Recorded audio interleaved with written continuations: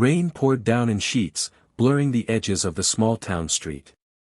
Emma stood motionless, her coat clinging to her as the cold seeped into her bones. Just a few steps ahead, Michael kept walking, his shoulders rigid, his head turned away. He didn't glance back, not once. For as long as she could remember, he had been there, the boy who shared his lunch in second grade, the teenager who sat with her under the stars, the man who knew every corner of her heart. But tonight, that bond lay shattered by a single misunderstanding neither had the courage to untangle. Her breath caught in her chest, each inhale feeling like it might break her in half. The street, once alive with the quiet hum of evening, felt hollow, as though his absence had swallowed all sound. The puddles reflected streetlights in trembling patterns, matching the tremor in her hands. She wanted to call his name, to close the space between them, to explain everything, but the words stuck, heavy and sharp, in her throat. His footsteps grew softer, fainter, until only the rain remained. She felt as if the world had tilted, leaving her grasping for balance. Her heart seemed to beat slower, every second stretching into eternity. And as his figure disappeared into the mist, a single truth carved itself deep into her soul. When he walked away, it wasn't just him she lost, it was the rhythm of her days, the color in her skies, the heartbeat of her world. The days that followed blurred into one long, muted stretch of time. Morning light would spill through her window, but it felt pale and cold, unable to warm the empty space inside her. Emma moved through her routines like a shadow, pouring coffee she never drank, setting out her sketchbook but never lifting the pencil. The silence in her apartment seemed heavier than the rain that had fallen that night, pressing against her until even breathing felt like work. Everywhere she went, memories ambushed her. Passing the park, she saw the bench where they once shared ice cream on a windy afternoon, laughing as it melted faster than they could eat it. Walking by the record store, she remembered the way he'd close his eyes to feel the music, telling her that some songs weren't meant to be just heard, they were meant to be lived. Each place felt like a ghost of what had been, and she couldn't decide if it hurt more to avoid them or to face them. Friends tried to reach out, but their voices seemed distant, muffled, like they were speaking through water. She'd smile politely, change the subject, and retreat into the quiet again. Nights were the hardest. The world outside would fall asleep, but her mind replayed that moment, his back turned, the rain falling, her voice locked inside. Days passed this way, not in living but in existing, until it felt as though her life had been placed on pause the second his footsteps faded from her world. One gray afternoon, Emma wandered aimlessly through the quieter side of town, her thoughts heavy and unhurried. She wasn't looking for anything, just moving to keep from feeling stuck. That's when she saw him, a small boy, no more than 10, sitting cross-legged on the cold sidewalk outside a shuttered shop. His jacket was frayed, his shoes too thin for the chill. In his lap lay a torn piece of cardboard, and on it, a pencil sketch so intricate it seemed impossible for such small hands to create.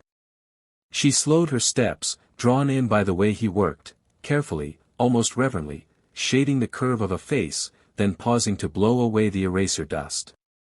The boy's cheeks were flushed from the cold, but his eyes, they were focused, alive, lit with something she hadn't seen in herself for weeks.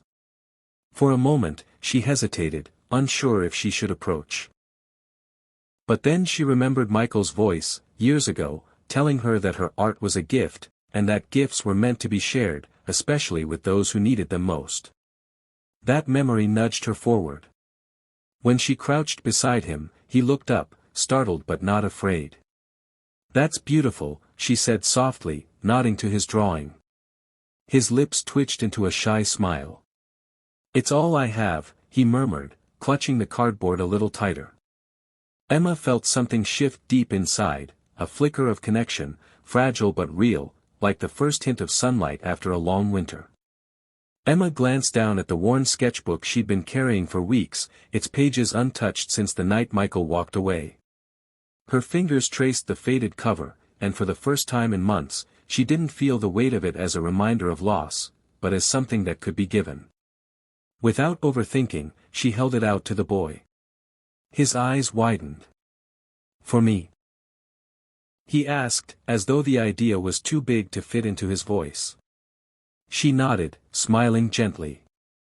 Every artist deserves a real canvas. He took it hesitantly, almost afraid it might disappear if he held it too tight. They sat together on the cold pavement, sharing a paper cup of hot chocolate from the corner cafe. She sketched a quick outline of the street, the lines clumsy at first from months of disuse, but her hands began to remember. The boy leaned in, adding shadows and small details with surprising precision. Side by side, they built something beautiful out of an otherwise gray afternoon. After a long silence, he whispered, "No one's ever sat with me before." His words carried no bitterness, just quiet truth. Emma felt her throat tighten. That simple sentence peeled away the layers of her own pain, showing her that kindness, even in its smallest form, could be a lifeline. In that moment, her world didn't just start again, it changed. She realized that healing wasn't always about mending what you lost, but about creating something new in its place. Weeks later, the town's small community center buzzed with warmth and chatter during a charity art exhibition. Canvases lined the walls, each telling a story of hope and resilience. Emma wandered slowly between them, smiling at the splashes of color, the careful brushstrokes, the pieces born from someone's quiet courage. Then she stopped. Hanging near the center of the room was a drawing she recognized instantly, the delicate lines, the thoughtful shading. It was the boy's work, framed and lit as though it belonged in a gallery in the city. Beneath it, a small card read his name, followed by mentor, Michael Hart. Her breath caught. She turned, scanning the crowd, and there he was.